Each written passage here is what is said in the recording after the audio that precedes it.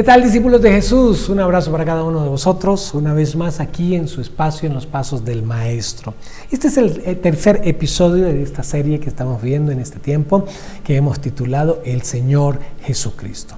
En el primer episodio estuvimos memorizando esta cita bíblica de Juan 1:1, en el principio era el verbo era con Dios y el verbo era Dios, y respondiendo a la pregunta ¿quién es Jesús? Y concluimos entonces que Jesús es Dios. Pero también estuvimos preguntándonos qué demuestra que Jesús es Dios y vimos varios pasajes donde nos muestra que Él perdona los pecados. En el principio ha sido el Verbo desde la eternidad. Él es el resplandor de su gloria y la imagen misma de la sustancia del Padre. Él es omnisciente porque sabe todas las cosas y Él, siendo en forma de Dios, no estimó el ser igual a Dios como cosa que aferrarse, lo que indica, que confirma todo esto, que Jesús es Dios. También respondimos a la pregunta, aparte de ser Dios, ¿qué naturaleza tenía? Y la Escritura, por ejemplo, vimos allí que Él participó de carne y sangre, es decir, de esta naturaleza humana, que Él tomó, en Filipenses 2:7, Él tomó la condición de hombre, pero también tuvo condición humana porque durmió, tuvo hambre, tuvo sed, lloró, experimentó dolor y vemos todas estas características en Jesús. Hoy vamos a responder a la pregunta, ¿cuáles fueron los propósitos de la venida de Jesús? ¿Para qué vino realmente?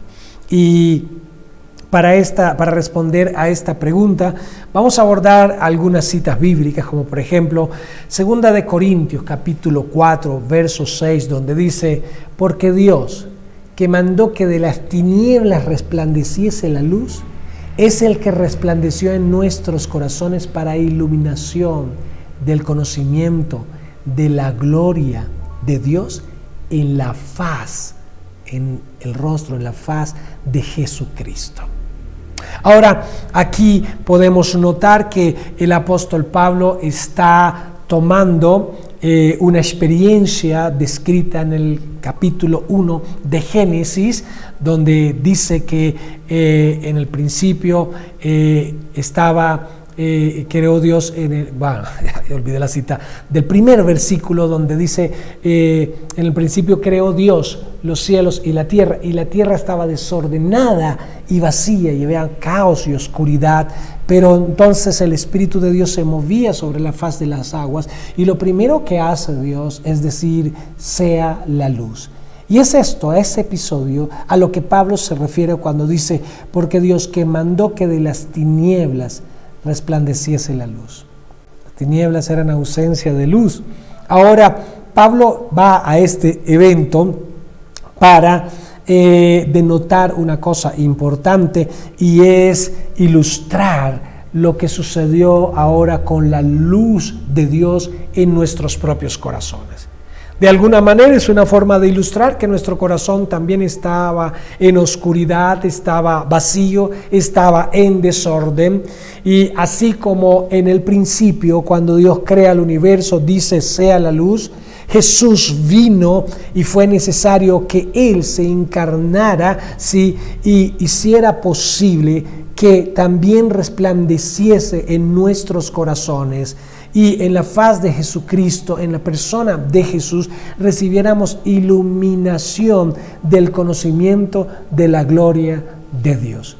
No podríamos conocer al Dios que es Espíritu, que es Creador, que tiene una naturaleza maravillosa. No podríamos conocerlo si no fuese por medio de Jesús. Y un propósito, o el primer propósito de su encarnación, es revelar a Dios, mostrarnos al Padre, darnos a conocer al Creador.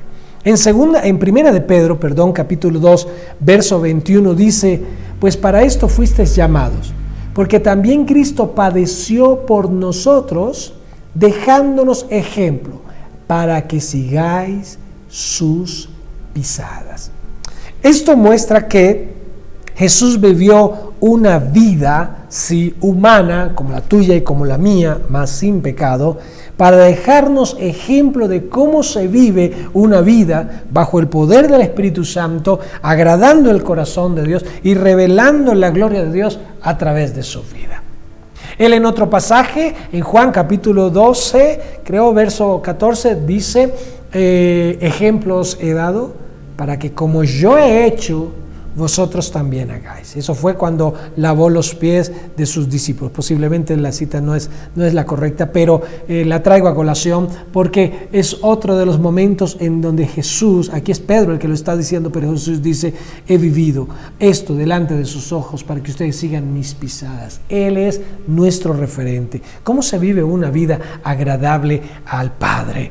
Bueno, de pronto te gusta mirar a otros para tener un referente. Cuando tú eres invitado a una cena muy elegante y no tienes conocimiento de los protocolos de cortesía allí en una mesa elegante, y cuando te sientas ves una cantidad de cubiertos alrededor de un plato enorme y tú dices, wow, ¿qué hago? No sé cuál es el primero y qué es lo primero. Y cuando llega la entrada, tú dices, ¿cuál cubierto uso? No sé. Y te pones nervioso y no sabes qué hacer. Y entonces algo te dice, ya sé, para no cometer un error y qué van a pensar de mí, que no tengo algunos conocimientos de etiqueta. Entonces miras a alguien que crees que puede tener ese conocimiento y observas cómo actúa y ves que esta persona toma un tenedor, no el más grande, y empieza a comer. Ok, voy a coger este tenedor de 2 que había allí. ¿Cuál cojo? Y empiezas a comer. Ese es un referente de conducta en la etiqueta. Lo uso como ejemplo para ilustrar que Jesús vivió su vida constituyéndose en un referente de cómo vivimos nosotros, los discípulos de Jesús, una vida que agrada al Padre.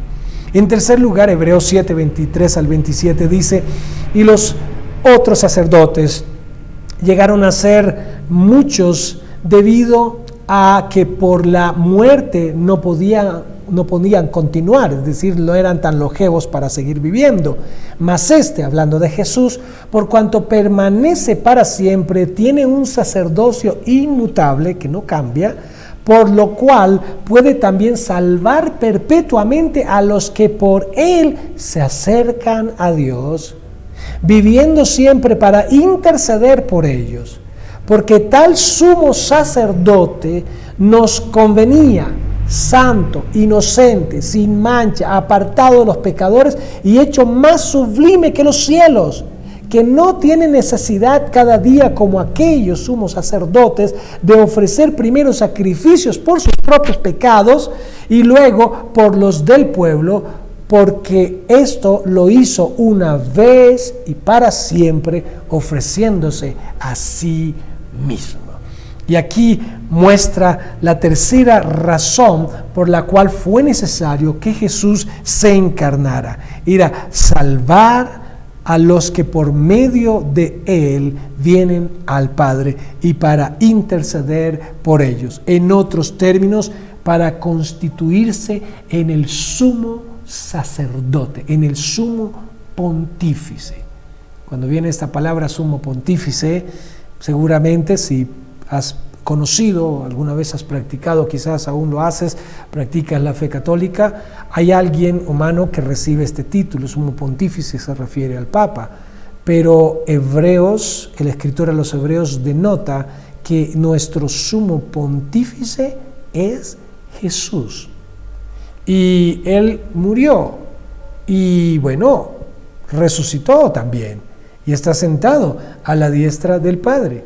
Así que él vino a ser nuestro sumo pontífice, a ejercer el ministerio sacerdotal de la reconciliación de la humanidad pecadora para con Dios y de la redención, pagando por nuestros pecados para que pudiésemos tener comunión con el Padre y así él interceder continuamente por nosotros. Ya no se necesitan otros sacrificios, ya no es necesario sacrificar corderos, porque Jesús, como lo presentó Juan Bautista, es el Cordero de Dios que quitó el pecado del mundo. Juan dijo que quita el pecado del mundo, sí, porque aún no había sido sacrificado, ya fue sacrificado y él quitó el pecado. Ahora viene otra cita que es Colosenses 2:15.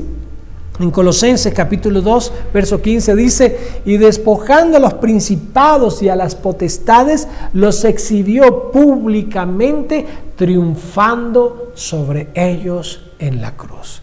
Y ahí tenemos otro propósito, y era vencer a los principados y a las potestades del mal que tenían subyugada a la humanidad que no conoce de Dios, y aún la tienen, pero está esta humanidad bajo esta condición. Pero cuando por la fe hemos creído en Cristo, somos trasladados de la potestad de las tinieblas al reino de su amado Hijo, que es lo que dice el verso siguiente a este de Colosenses 2:15. Era necesario que Él se encarnara para vencer estos principados y estas potestades, aspecto que en la condición humana pecadora nos era imposible vencer por causa de nuestra condición pecaminosa.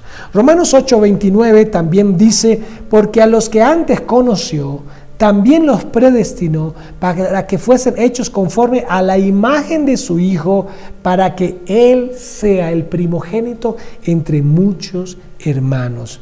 Y una de las razones por las cuales también se encarna es para asumir el rol de ser el primogénito entre muchos hermanos. Y esta expresión que encontramos allí en Romanos de primogénito es el primero de todos los hijos. Ese es lo que significa primogénito.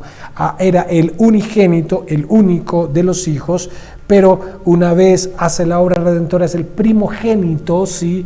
Entendiendo que tiene también esa naturaleza humana, se encarna para darnos esa condición para con el Padre, ser también nosotros hijos del Padre por medio de la fe en Cristo Jesús, en su obra redentora. Y por eso tenemos allí en este pasaje lo que Jesús es. Ahora es el primogénito entre muchos hermanos. Todos los que hemos creído en Cristo, los que por la fe en Él hemos nacido de nuevo, en el nuevo nacimiento, y por lo tanto el Espíritu de Él ha entrado a morar en nosotros, a habitar en nosotros, y hemos sido engendrados por un nuevo espíritu, entonces somos hijos de Dios y hermanos con Jesús, siendo Él, por supuesto, el primogénito, el primero.